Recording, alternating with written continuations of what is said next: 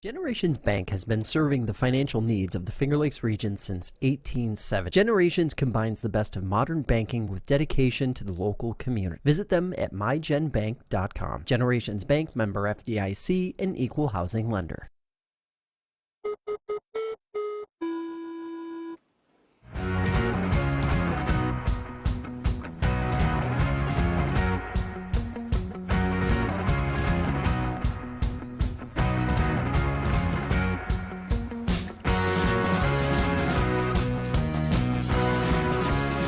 All right, everybody, welcome into Concrete Jungle, a New York baseball podcast here on FingerLakes1.com. Day delayed this week, but no worries. We are here. We'll preview the weekend for the Yankees and the Mets, touch on Rochester and Syracuse, and get on a couple other things here that have really stuck out over the course of the past week in Met and Yankee land.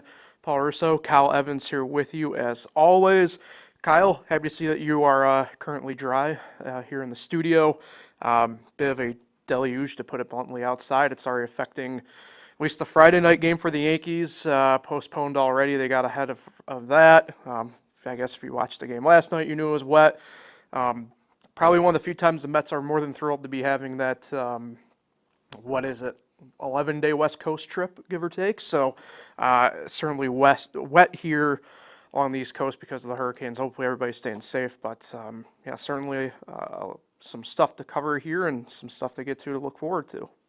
Yeah, it's been a slow week because of that rain, especially for me. And then the Yankees had an off day Monday as well, so it just seems like they haven't really played much this week, which they haven't. They played 2 games, so looking forward to, I guess, another doubleheader tomorrow, and at least I'll get to sit back and watch all the other games tonight. Yeah. There's a lot of them. Yeah, it's supposed to be a full slate. Not going to happen in terms of that, but a lot to get to. By the way, I know this isn't a Yankee or Met topic, but did you see the MLB news that broke this morning?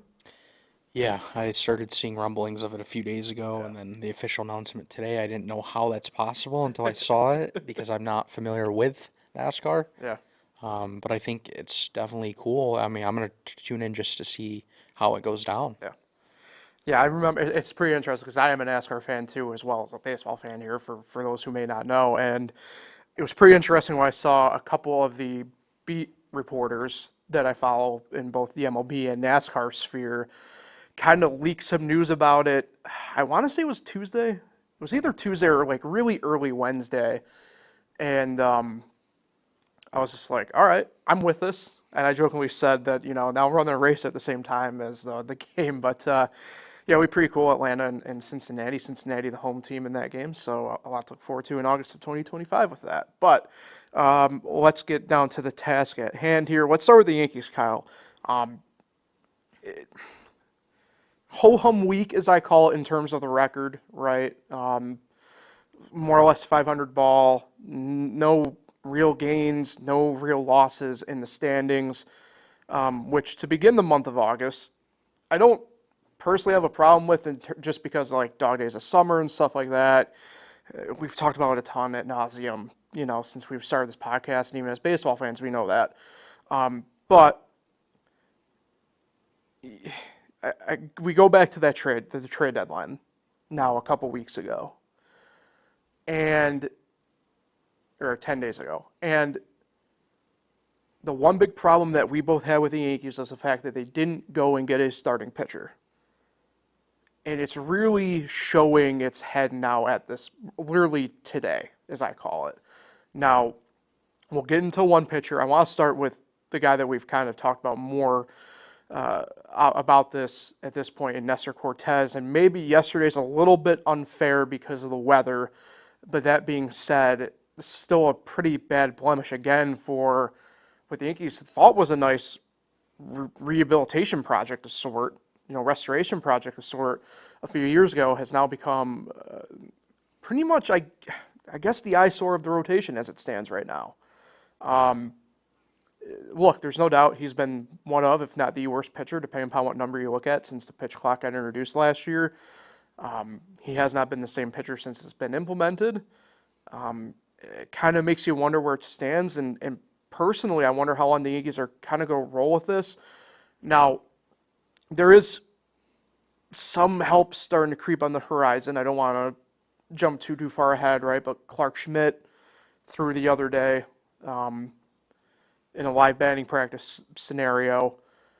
We're still looking at probably 4 weeks at best until, though, he's back in the rotation, and that is an at best. When I say that, it makes you wonder about some other people maybe lingering within the Yankees. Like, I don't foresee Will Warren getting another start unless it's a necessity at this point, based off the first 2 he's had in his career at the big league level. Do we see Luke Weaver maybe get a spot start at some point? I don't know.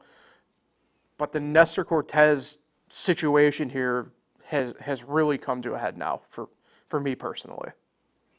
Yeah, his ERA is over 9 in the last 6 starts, so it's bigger than just the last couple of games. Yeah, the weather wasn't great. His worst inning was during that pouring rain, but you still look at the Angels. I mean, these are the Angels. Yeah. 26th worst offense in the league, and it just seemed very easy for the Angels in the last 2 games of the series.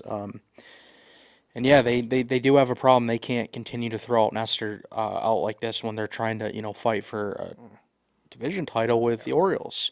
And I do think eventually they're going to have to do something with him, because like you said, Clark Schmidt's still a few weeks away, and honestly, that's kind of far.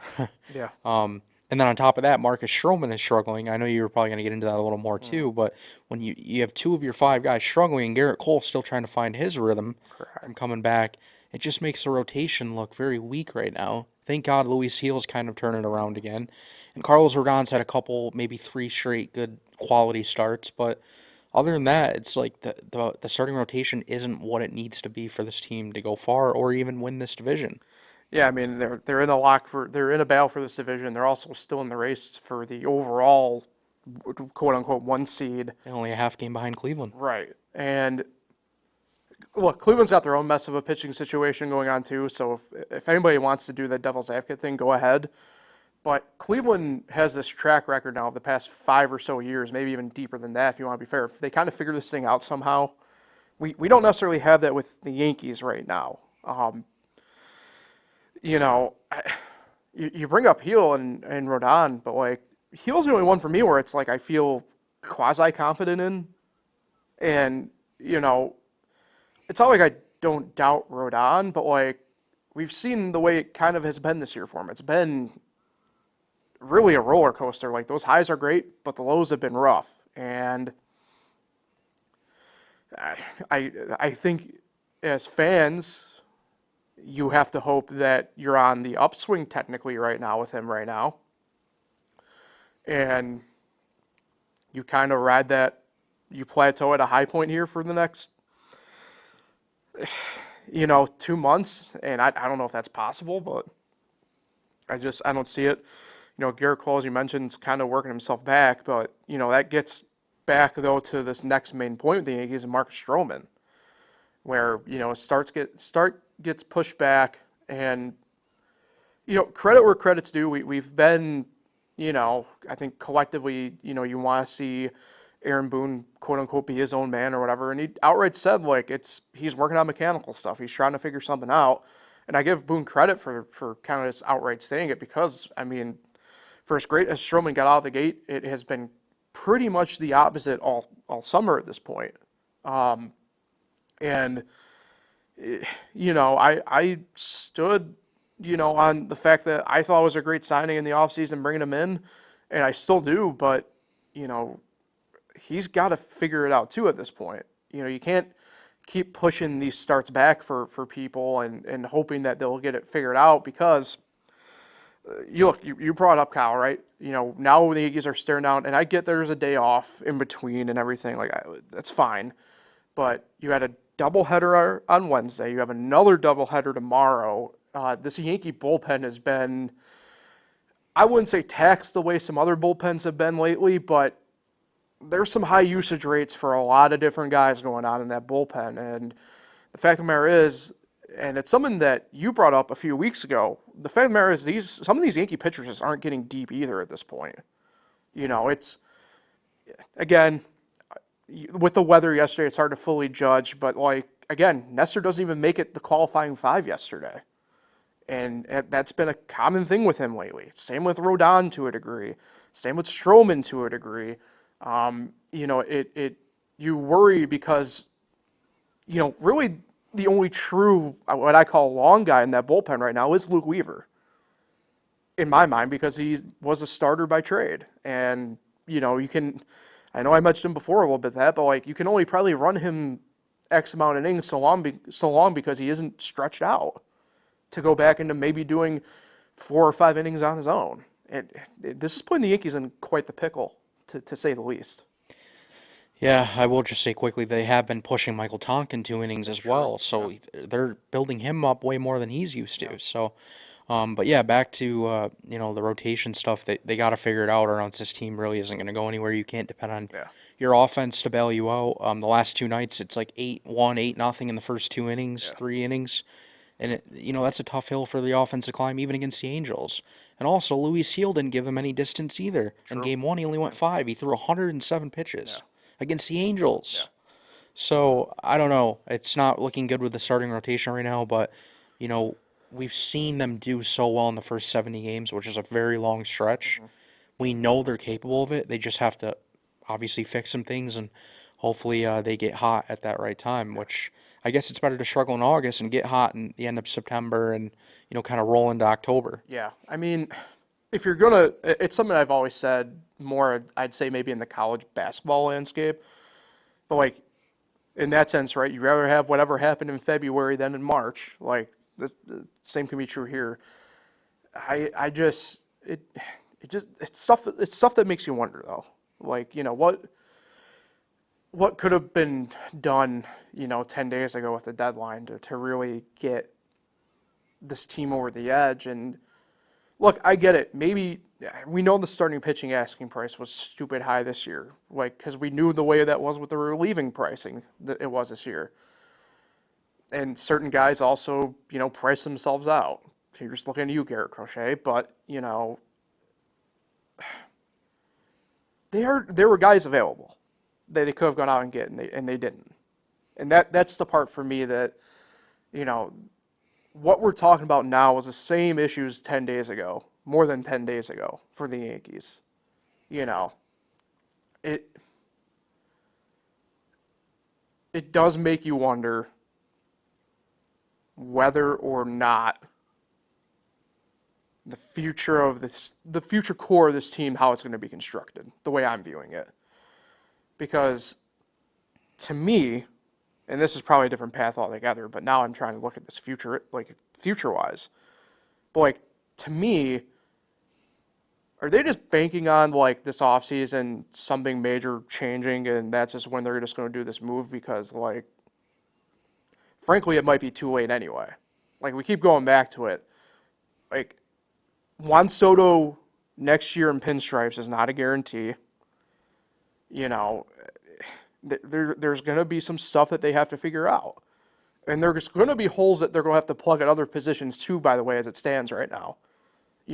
Whether that be second or third, depending upon how you view it, right? The possibility of right field, clearly pitching of all fronts. Maybe not catcher necessarily anymore, but, like, I'd at least be sniffing around. There's going to be a lot of holes to plug for this Yankee team in terms of if they want to keep doing what they've been doing that they're going to have to figure out. And whether that's free agency or the trade market, free agency it's a little bit different, right, because you're paying up anyway, but trade market teams are going to know that you're desperate if you're going to need something. They'll get you for everything that you got. Yeah, and that's why myself and a lot of other fans were a little frustrated about the deadline, and we kind of talked about it leading up to it. They needed to be more aggressive than they were with the circumstances that you just mentioned about, losing Soto possibly, and, Glaber is a free agent, and Verdugo obviously won't be back, even though Jason Dominguez can plug right in. But the point is they're going to be losing guys in the offseason, like you said, and they're going to have to go out and find ways to fill the hole. And it just seems like they do have what it takes this year if they added just a few more pieces that they're missing, like another starter, maybe even another bullpen arm. I guess another bat wouldn't have hurt, but I would have went pitching first, like we already talked about. Oh, absolutely. But yeah, there's just things that you would think as a team that is so close to getting over the edge that would just finally give in one year and be like, all right, we'll be a little more aggressive than we normally are because we understand, everything that's happening. But no, it's just the typical Yankee Brian Cashman trade deadline where we constantly look at the injured list and look forward to those guys coming back and being key contributors. I just don't think that's the right approach, and you would think that they would have learned that since 2017 when they were one game short of the World Series, and they haven't been that close since, that we can't just keep relying on injured people to come back and help us. And I don't know what it's going to take for them to learn, but they haven't learned this year. Yeah, I mean, we always talk about before we kind of move on here to some updates on players here. We always give Cashman flowers for what he does in the offseason, and again, he hasn't really had a ton of that recently either. But I know fans more my age always bring up the fact that it's like, well, 2009 was a long ass time ago at this point, and even then, I distinctly remember. It's not like he did anything at the trade deadline that year either. Like, he's just notoriously, I think, just for the most part, has been very meh at the trade deadline. It always sticks out to me guys like Sean Chacon being the guys that he would pick up at the deadline and be like, cool, like there was like 2 good starts and he was back to Pittsburgh or Colorado the next year. Like, it's just one of those things where it's like, you got to hit the gas pedal at some point. What point is it going to be? I don't know. All right, let's get to those updates I was talking about. So Anthony Volpe is probably the main headline, at least going into today, player-wise. Left Thursday's game with what is now being called a left foot contusion. Before we get to the updates here, backtrack, fouled ball off his left foot in the second inning. Yesterday's game. Hung around in the game for, frankly, a while, left in the 8th inning. Substitute out for Oswaldo Cabrera, who, by the way, we haven't talked about a ton, but has a really weird recent power surge all of a sudden. So kudos to him. But X-rays negative, which is a positive. Aaron Boone has said unsure. Obviously, we won't see him today, but unsure kind of what the next couple days really looks like for him. A little bit of a wait-to-see element. So at the moment, the only thing really with Volpe is that the positive news of X-rays negative, calling it a contusion, and unfortunately, just with the postponement of today's game and everything, you're just kind of stuck as is with the news with him at the moment. Yeah, I wasn't really worried when I first heard it anyway. And if, like you said, Cabrera needs to play or something, he's been swinging it really well. So yeah, I mean, I don't want him to miss a game, but if he needs to miss a game or two, it's better than, missing weeks. Yeah. So, yeah, that was good news to see.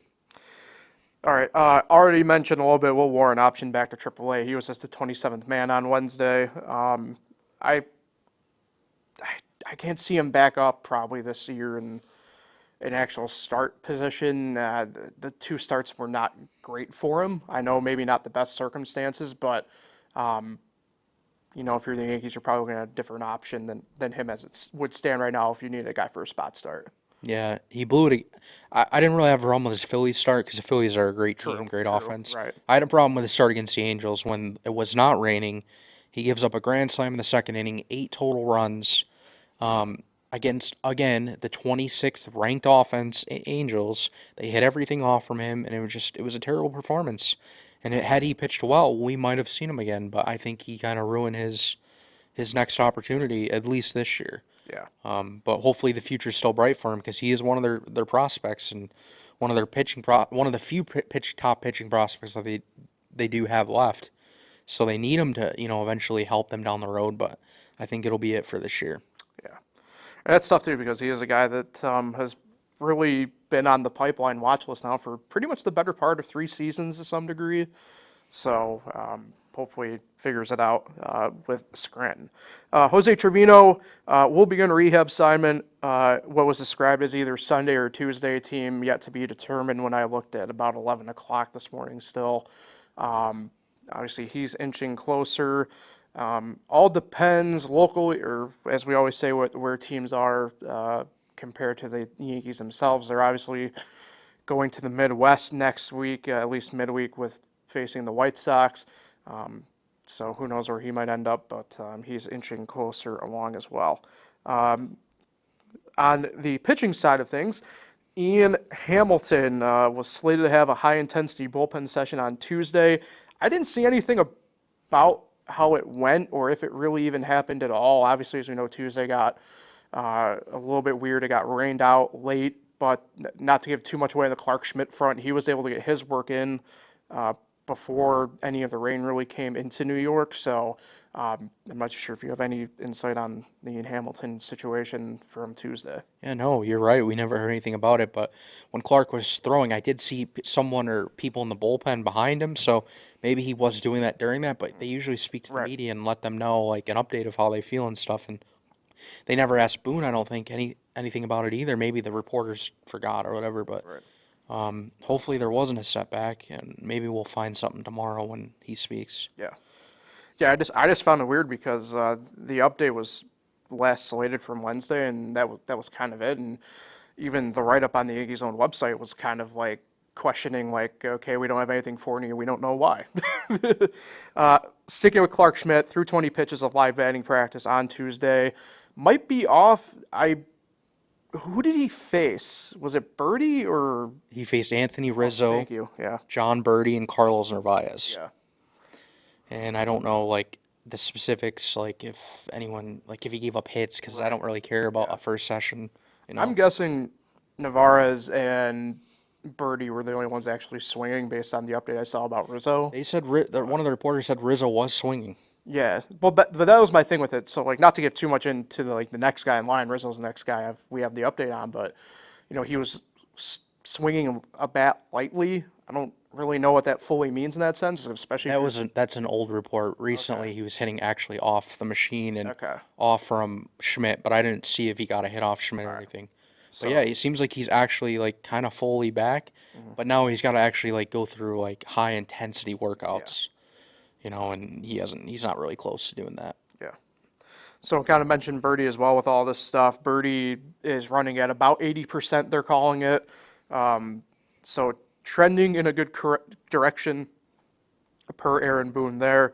And then Cody Poteet, roster move only here, really was transferred to the 60-day IL. That opens up a 40-man spot. So Yeah, he threw live BP after Schmidt, and he faced Jose Trevino. okay. I don't know how many pitches he threw, but yeah, Cody Petit seems like he's making good progress too. So the Yankees hosting Texas for 3 games, now starting tomorrow for a doubleheader on Sunday, and then travel day Monday travel day, or the off day for the Yankees is Thursday rather. Apologies. 3 with the White Sox starting on Monday. I think they get 2 or 3 against Texas. I think it's a nice bounce back spot series for the Yankees, if I'm being honest. The doubleheaders always weird me out, though, because you just never know fully what you're going to get. And then, obviously, the White Sox are the White Sox. I'm saying sweep. I don't really care about the fact that they are now 1-2 in their last 3 games. I don't really give a shit. They're bad. So I think the Yankees, one of the rare times that you will see me in a seat saying a team gets a sweep, I think the Yankees sweep the White Sox.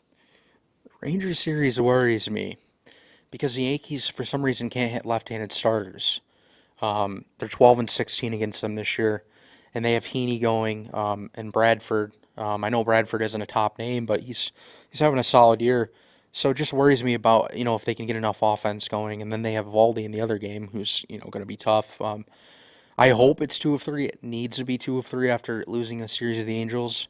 But I won't really go any further than that. I just hope it's 2 of 3. And for the White Sox, if they even lose a game, it's so unacceptable. Yeah. It's like the Angels. I'm sorry, they couldn't lose that series of the Angels, regardless of the weather.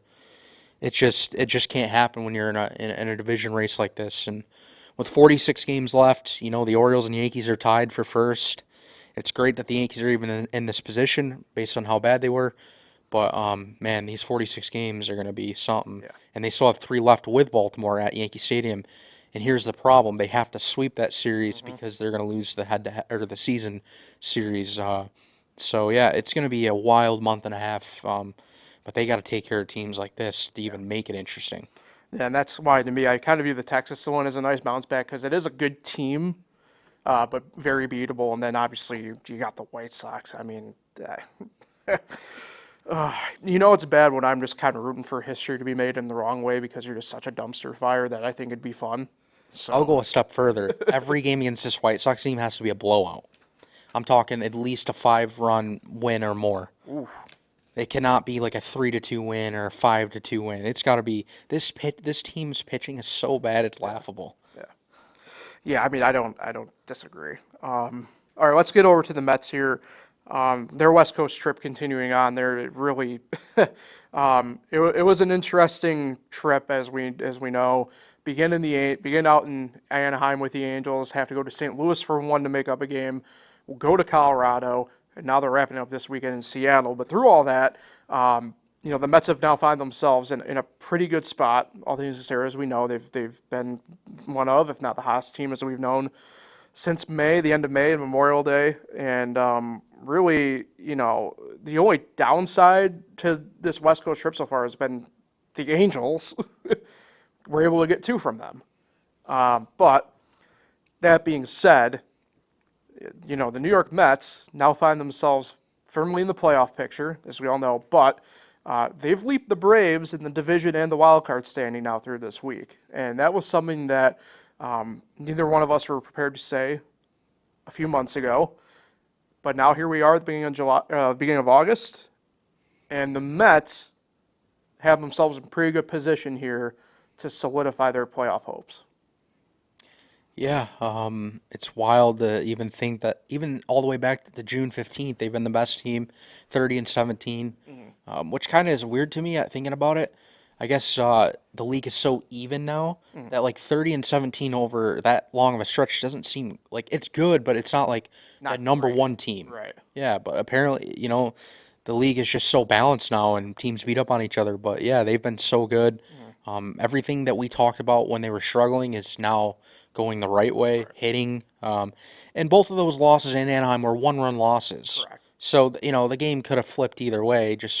And actually one game, the bullpen blew it late. Yeah.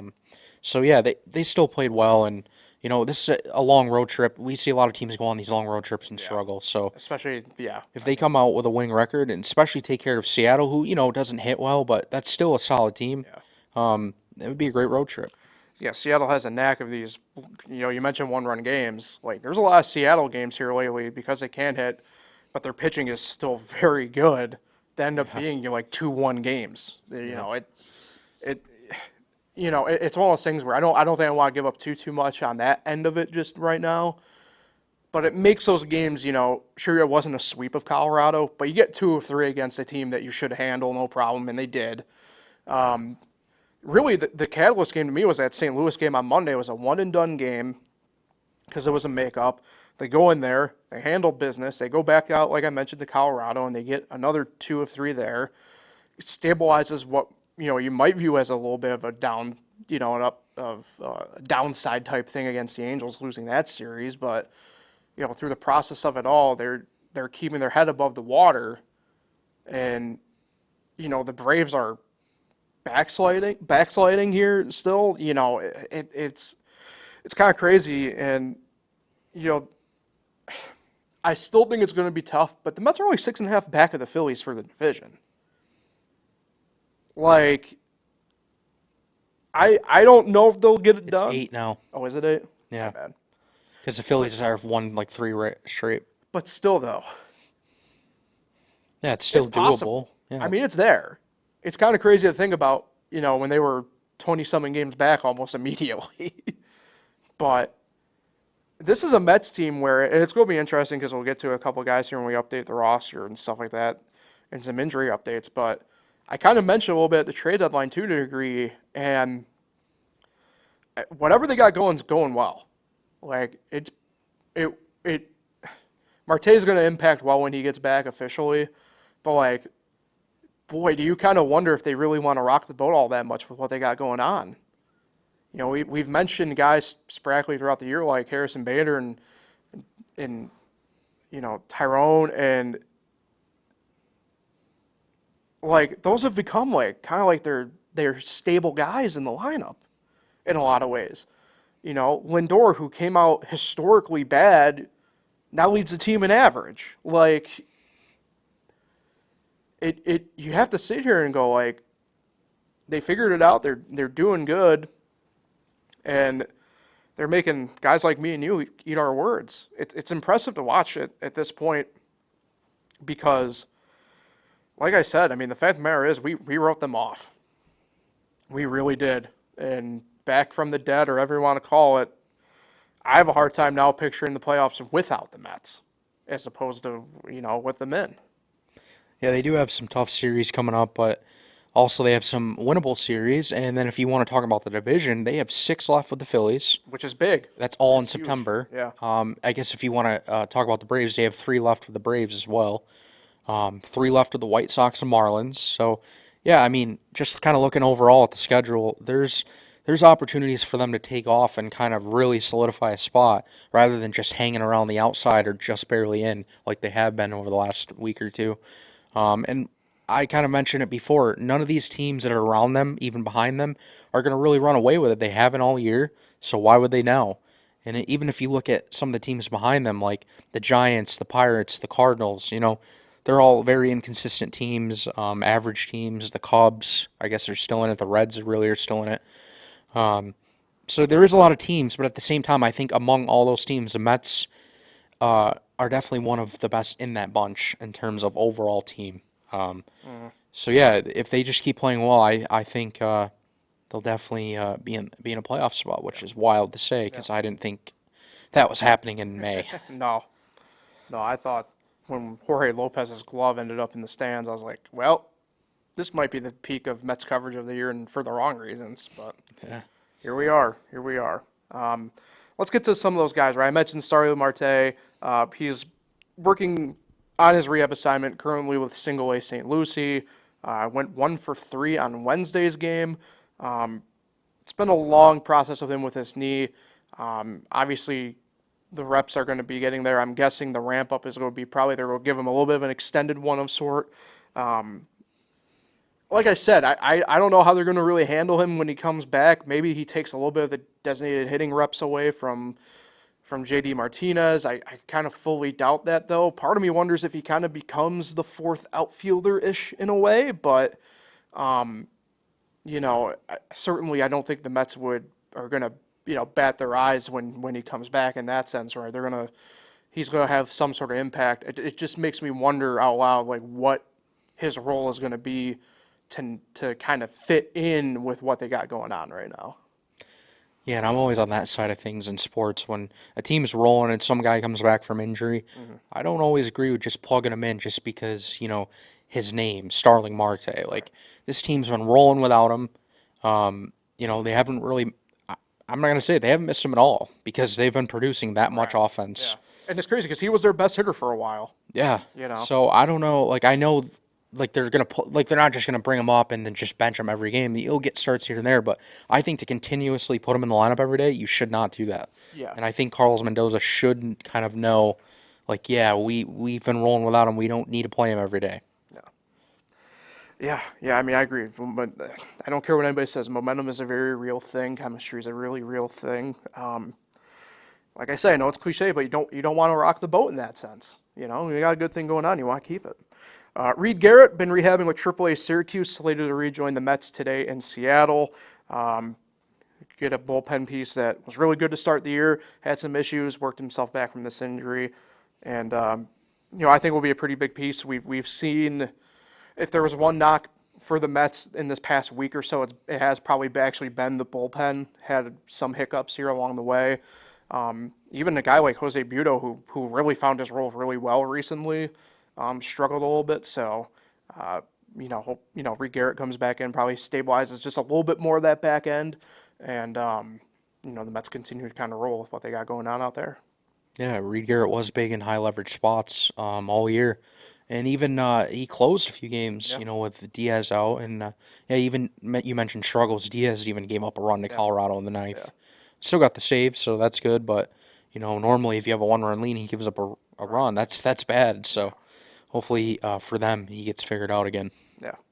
Sean Reed Foley continuing his rehab. He's been throughout the minors with this. He's kind of the classic case of what we mentioned right now, where it's kind of following as close to the team wherever he's at. He's been with Syracuse, been with Binghamton, Brooklyn, kind of has bounced between all three. The main thing with him, the Mets are looking for durability. That's been his biggest issue since he's come over. So they're looking for some durability. They're looking for a little bit of longevity, the way it sounds as well. Maybe stretch him out to eat up maybe an inning or, more than an inning. That's kind of the way it sounds right now as they use up whatever is kind of left of that rehab timeline and time limit for him. Christian Scott should begin a throwing program this weekend. They're hoping that the rest and then go thing with his UCL is what's going to solve it. Surgery is still on the table for that as a possibility if things don't go well. He hasn't thrown in a couple weeks, though, so they're hoping that, there's going to be no slowdowns with him starting up the program this weekend. And then, Daniil Nunez throwing at 90 feet. And Kyle, as you might know, as a pitcher, that's a pretty big number for guys rehabbing. Typically is the last stop along the way before getting to rehab outings.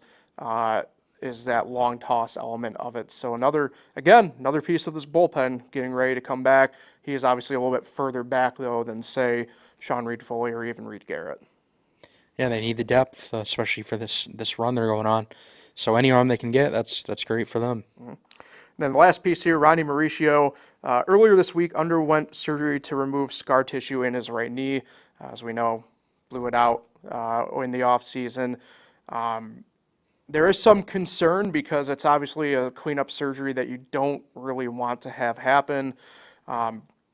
Mendoza called it simply a bump in the road, so they're hoping that's what it remains. But, a little bit of an eyebrow-raising concern creeping up with that surgery for Ronnie Mauricio. Yeah, we haven't seen him in forever, and obviously when he's on the field, man, he's noticeable. He's fast. Electricity. Yeah. So I always just wonder, sometimes when guys are injured, how this Mets team would look with him, and I think they'd definitely be better with him. Yeah, would probably solve a little bit of, not knock on McNeil, but you probably don't have to worry about second base as much, right? Yeah. So, kind of answers that. All right, we already mentioned a ton, right? Mets got Seattle this weekend, and then they have a travel day on Monday and off, and then they welcome the Oakland A's for 3 games. So, it's kind of like a similar vein to the Yankees. I expect them to get 2 of 3 against Seattle. I think Seattle's pitching probably more or less gets them 1 game somehow in this. And then, look, the A's are a little bit better than the White Sox. That being said, the Mets should sweep them. So I'm doubling down on the sweeps for those midweek series that we got next week for these New York teams. Double sweep. I'm going to say the Mariners take 2 of 3. Ooh. On the That edge. walk-off win last night against Detroit sparked them a little bit on this homestand, I think. But I do think the Mets then take 2 of 3 from the A's. I think the A's are better than they are. They're tough. I don't disagree. They play well. They're only 20 games under. Yeah. Look at last year. They were way under. I don't disagree. They hit home runs in big spots. They play with, they have nothing to worry about. Mm-hmm. They just play to try to win, and they get wins, believe it or not. It was embarrassing losing to the White Sox like they did the other night, but they played the Yankees tough. They won the series against the Yankees. They play a lot of tough teams. They almost 4 games swept the Dodgers. And they fought with the Astros, I believe, well, too. So, yeah, no series with them is really given anymore because they're pesky. Right.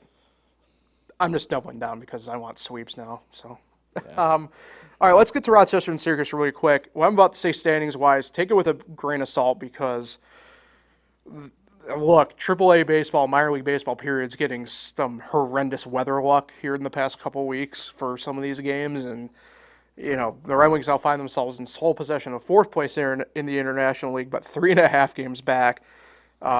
Syracuse is tied for 11th in the standings at 6.5 back with, I think 7 other teams. What a collapse. I'm looking, they're 2-8 in their last 10. Yeah. But also within that 6.5 games back, I think the Mets are 17 and 19, I think. Yeah, they're tied. Right. They're tied with 3 teams, but then there's 5 or 6 teams all packed in within 1 game. Yeah, the weather has just been horrendous. I keep tabs on a lot of the teams. I know Scranton, for example, got rained out again last night in Lehigh Valley. Syracuse already rained out tonight. Yeah, it's just AAA has not had any good weather luck the past 2 weeks, to put it bluntly. So there's stuff everywhere. Rochester's in Buffalo this week. They're kind of getting spared from this rain a little bit. You already mentioned, right, Syracuse home this week against Worcester, but they're already postponed tonight. I think Mookie Wilson was actually supposed to be at that game tonight, by the way, for that. So I don't know if that'll get rescheduled, but I would recommend keeping an eye on that. And then we have Throwaway Cup next week in Rochester between the two teams. So I'll look forward to that. Couple notes roster-wise. Luis Reyes was granted his release from Rochester. Carlos Romero was assigned from AA Harrisburg for them. Spencer Watkins was activated off the injured list. And Joey Gallo rehabbing for Washington with Rochester this week. I saw actually a picture. It's kind of trippy if you were to go back in time and tell someone 5 years ago that you'd be seeing Joey Gallo for the Rochester Red Wings on base, being held on by first baseman for the Buffalo Bisons, Joey Votto, what the reaction might have been. But that is currently happening in Buffalo, as I said. I saw Gallo homer the other night because, of course, it's a homer strikeout. And Joey Votto, man, he can't stay healthy. He's been trying to work his way back for like a month or two now. Yeah, he keeps having setbacks. Anytime I've seen highlights of him so far this year, it's been pretty much with Dunedin, which is Toronto's single-A affiliate down in Florida. So, just kind of sucks. He's always been one of my favorite players. Yeah, I love when he gets heated at the umps. Well, he's just charismatic, too. But either way, off topic. Syracuse, for them, Logan Porter outrighted from New York. Tyler Mago optioned from New York. Trey McLaughlin was placed on the injured list. Brandon Sprout, who we haven't mentioned a ton this year, but he's one of the top pitching prospects for the Mets, got promoted from AA Binghamton to Syracuse, so we can keep an eye on him there. Right-hander pitchers Jordan Geber and Grant Hartwig, yes, that Grant Hartwig, were assigned to AA Harrisburg. He's in a level too high. Yeah. He's got to go further down. Doing an inverse, although sometimes the way that is, I wouldn't be surprised if there's just more innings available for him to kind of eat up there at this point. I don't know, but either way. And then Troy Miller granted his voluntary retirement from Syracuse. So that's pretty much that. On that note, a lot to look forward to this week. I'm actually got a late notification on this. I'm off to Cleveland this weekend to see the Savannah Bananas tomorrow night. I'm looking forward to that. It's pretty much quieted down around here for the most part, outside of the professional leagues going on, Kyle. So we're in the dog days of summer. Still got some stuff going on, but I know for you, you're probably going to enjoy this final few moments of overall quietness before we get ramped up here in a couple weeks. Yeah, but I'll be honest. I've had too much time, especially this week. I'm kind of tired of it. I've tried to do every little thing I can, to find entertainment. And to do something. And I don't know. I think I'm just looking forward to, September, October when all the sports are on. It's, playoff baseball. October is my favorite month because, every sport's on. Yeah. So, I'm not really enjoying these early August days right now. And especially when the Yankees are rained out, it really, I don't have anything to do. So, and then it's raining here, so we can't even go outside here. It's brutal. So, yeah, I don't know.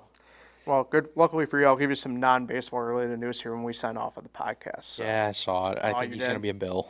Really? Because that's just what the Bills are doing right now. They're grabbing every receiver they can find. And just trying to plug in the best ones. There's nothing wrong with some depth. On that note, though, Kyle, we'll sign off for the weekend. Like, share, and subscribe all the fun stuff. Find us on Spotify, YouTube, all the major podcast platforms. We'll be back at it next Thursday. Enjoy the weekend, everybody.